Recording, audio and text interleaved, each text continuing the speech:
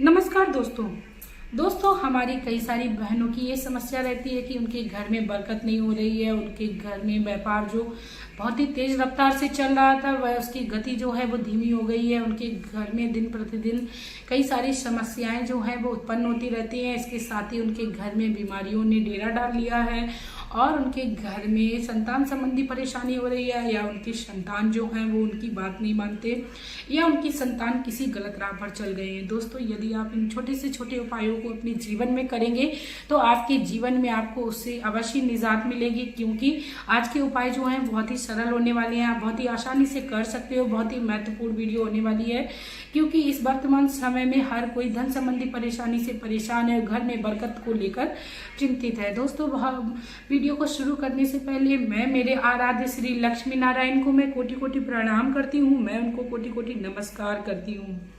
कहते हैं घर में बरकत हर कोई चाहता है, लेकिन कभी कभी हमारे जो ग्रह दोष होते हैं वह हमें आगे बढ़ने नहीं दे सकते हैं। दोस्तों, आज की खास बात ये भी है उपायों की कि आप इसको पीरियड के दौरान भी कर सकते हो, किसी भी समय कर सकते हो। आपको कोई भी पक्ष निर्धारित नहीं करना है कि आपको ये काम जो है वह शुक्ल पक्ष में करना है या कृष्ण पक्ष में करना है, या आपने स्नान किया है या नहीं किया है। आप किसी भी अवस्था में इन उपायों को कर सकते हो, क्योंकि बहुत ही सरल आसान उपाय मैं आप लोगों के लिए लेकर आती हूँ। क्योंकि मेरा हर संभव प्रयास ये रहता है कि आप लोगों तक मैं सरल और आसान उपाय पहुंचा सकूं और किसी गुरुदेव की वाणी के द्वारा बताए हुए हों। दोस्तों, यदि आप लोगों को मेरी जानकारी अच्छी लगे तो प्लीज आप लोग मेरे चैनल को सब्सक्राइब करके अवश्य जाइएगा। साथ में बेल आइकन को भी प्रेस कर लीजिए, जिससे मेरी जितनी भी नोटिफिकेशन हो आप लोगों तक पहले से पहले पहुंचे। साथ में लक्ष्मी नारायण का कमेंट करना अवश्य बिल्कुल ना भूलें। इसके साथ ही दोस्तों, मैं आप लोगों से कहना चाहूंगी, यदि आपके घर में धन की बरकत कहीं ना कहीं रुक रही है, आप सोच रहे हो कि आपके घर में जो पितृ हैं वो हमेशा ही खुश रहें, क्योंकि आजकल का इतना ज़्यादा चलन चल गया है कि पितृ दोष हर व्यक्ति को लगा होता है। क्योंकि कोई भी अपने पितरों के मृत्यु के समय वह कार्य क्रियाएं नहीं कर सकता है जितनी की पहले मानी जाती थी और की जाती थी। इसीलिए ज़्यादातर अब लोगों के घरों में पितृदोष लगा होता है। तो यदि आप पितृदोष से भी संबंधित परेशानी से परेशान है तो आप इन उपायों को कर पितृदोष से भी निजात पा सकते हैं। दोस्तों, सबसे पहला जो उपाय है वो मूंग की दाल से करना है। आपको ये जो उपाय है वो बुधवार के दिन करना है। आपको साबुत मूंग की दाल लेनी है और आपको भिगो देना है। आपको भिगोने के लिए मंगलवार के दिन इसको चुन लेना है और मंगलवार के दिन आपको ये साबुत मूंग की दाल जो है वो भिगो देनी है। उसके बाद आप सुबह में स्नान करिए। जैसे कि आप चाहें तो आप स्नान ना कर सकते हैं, तो आप इसको फिर भी उठिए और इसको आप मूंग की दाल को आप किसी भी गाय को अवश्य खिलाएं।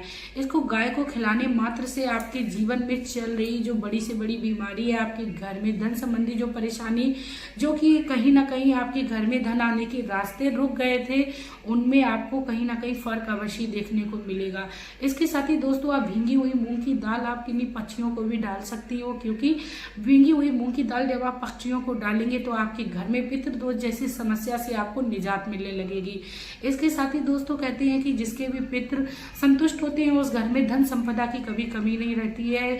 कई लोगों की ये भी समस्या है कि उनके घर में पितृदोष लगा होता है और उनको ये तक नहीं पता होता है कि उनकी तीसरी पीढ़ी के उनके पूर्वजों का नाम क्या था, तो इससे भी पितृदोष लगता है। दोस्तों, पितृदोष में छोटी से छोटी क्रियाओं के कारण लग जाता है, तो हमें अपने जीवन में इन बातों को ध्यान में रखना है। इसके साथ ही दोस्तों, मैं आप लोगों को बता दूं, मूंग की दाल हमें हमारे जीवन में कई तरीके की परेशानियों से निजात दिला सकती है। कई लोग कहते हैं कि मूंग की दाल के कुछ दाने यदि भगवान शिव की शिवलिंग पर हम लोग चढ़ाते हैं तो हमारे जीवन में चल रही आ रही या बाधाओं में हमें मुक्ति दिलाती है। चाहे वह विवाह संबंधी परेशानी हो, चाहे वो शिक्षा संबंधी परेशानी हो, हमें अवश्य उनसे निजात मिलती है। तो सोमवार के दिन आप भगवान शिव की शिवलिंग पर या शिवरात्रि की शिवलिंग पर या प्रदोष के दिन आप भगवान शिव की शिवलिंग पर मूंग की दाल के कुछ दाने अवश्य चढ़ाएं, जिससे आपके जीवन में धन संपदा की कभी कमी ना रहे। इसके साथ ही दोस्तों, हम लोगों को दूसरा जो उपाय है वो ये करना है कि आपको 7 अनाज लेने हैं। बिल्कुल दोस्तों, आपको किसी भी ग्रोसरी की दुकान पर आपको आराम से मिल जाएंगे। आपको वो मिक्स करके भी दे देगा। आप 7 अनाज ले लीजिए। आपकी जितनी क्षमता हो, जरूरी नहीं आपको आधा किलो लेना है, 1 किलो लेना है। आप एक मुट्ठी मात्र ले लीजिए। आपको डेली 1 मुट्ठी मात्र सातनाज से ये उपाय करना है। आप जब भी सोने के लिए जाएं, आप अपनी तकिया के नीचे उस सातनाज को रख लीजिए। इससे यदि आपके घर में कोई नकारात्मक ऊर्जा होगी वह भी संतुष्ट हो जाएगी और आपके घर से दूर चली जाएगी, आपको पता भी नहीं लगेगा। साथ में आप अपने पितृदोष को भी संतुष्ट करेंगे, क्योंकि पितृ जो होते हैं जब संतुष्ट नहीं होते हैं तो वो उनको हम भोजन पानी इत्यादि से ही संतुष्ट करते हैं। तो आप अपने तकिए के नीचे सातनाज को रखकर सोइए और सुबह में उठकर आप वह सातनाज किसी भी पक्षियों को डाल दें या किसी भी जानवर को खिला दें।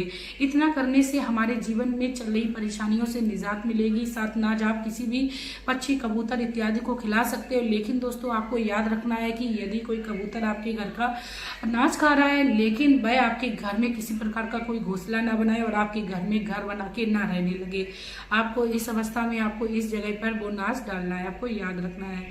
इसके बाद दोस्तों आप अपने घर में एक नारियल को ले सकते हो। तीसरा जो उपाय है वह नारियल से है, या आप कच्चा नारियल ले लीजिए या चाहे तो आप गरी के गोले को ले लीजिए। उसको आप आधा आधा बीच से काट लीजिए, उसमें गुड़ और चना आप भर दीजिए। उसके बाद उसको ऐसी जगह पे आप मिट्टी में गाड़ दीजिए जहां पर चींटा चींटी ज्यादा रहते हो। कहते हैं चींटियों को यदि हम लोग भोजन कराते हैं तो हमारे घर में हमें कई प्रकार की समस्याओं से निजात मिलती है। जिस प्रकार चींटियां उसे चुनकर खा लेती है, ठीक उसी प्रकार हमारे घर के जितनी भी परेशानियां होती हैं वह चुन चुन कर चींटियों के द्वारा खत्म किया जाता है। क्योंकि कहते हैं जब हम किसी भी जीव जंतु की सेवा या उनको किसी भी प्रकार का आश्रय देते हैं, उनको भोजन कराते हैं, तो हमें उनका कई गुना लाभ मिलता है और वह हमें आशीर्वाद देते हैं। भले ही जीव की जुबान नहीं होती है लेकिन वह अपने मन से हमें आशीर्वाद देते हैं। तो हमारे जीवन में पितृदोष से में मुक्ति मिलती है, धन संपदा में हमारी जो बढ़ोतरी होती है वह होती रहती है। क्योंकि कहते हैं कि जब हमें कोई अपने दिल से आशीर्वाद देता है तो उसका फल हमें अवश्य मिलता है। तो दोस्तों आप अपने जीवन में इस उपाय को करिए।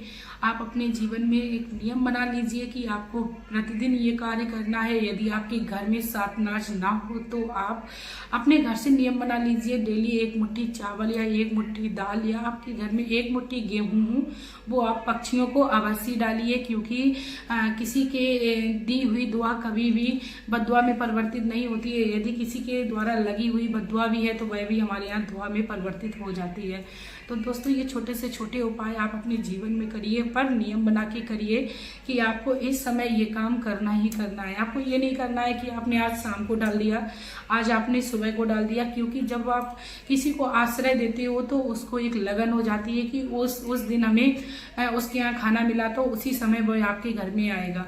तो इसीलिए यदि आप किसी को आश्रय दे रहे हो तो एक आप नियम बना कर दीजिए, सुबह में चाहे करिए चाहे शाम को करिए, लेकिन आपको समय निर्धारित करके ही करना है। साथ में आप लोगों को मैं बता दूं, आपके घर में यदि एकजुट में चींटियां निकल रही हैं तो उन चींटियों को आप पिसा हुआ आटा जो आपके घर में रोटियां बनाने के काम में आता है उसको आप वहीं पर डालिए और वह चींटियां जिस प्रकार वह आटे को चुनेंगी, खाएंगी, आपके घर में आपकी बीमारी जो है वह जड़ से खत्म होने लगेगी।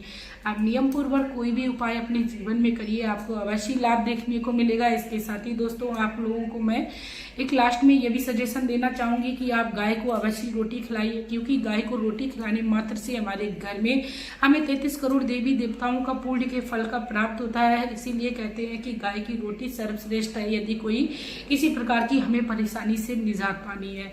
इसी के साथ दोस्तों अब आप लोगों को मेरी ये जानकारी अच्छी लगी हो, बहुत ही सरल आसान लगी हो, तो आप लोग मेरी वीडियो को ज्यादा से ज्यादा शेयर करिए। इसी के साथ अब मैं वीडियो में आप लोगों से लेना चाहूंगी विदा। आपका प्यार और कीमती समय देने के लिए धन्यवाद।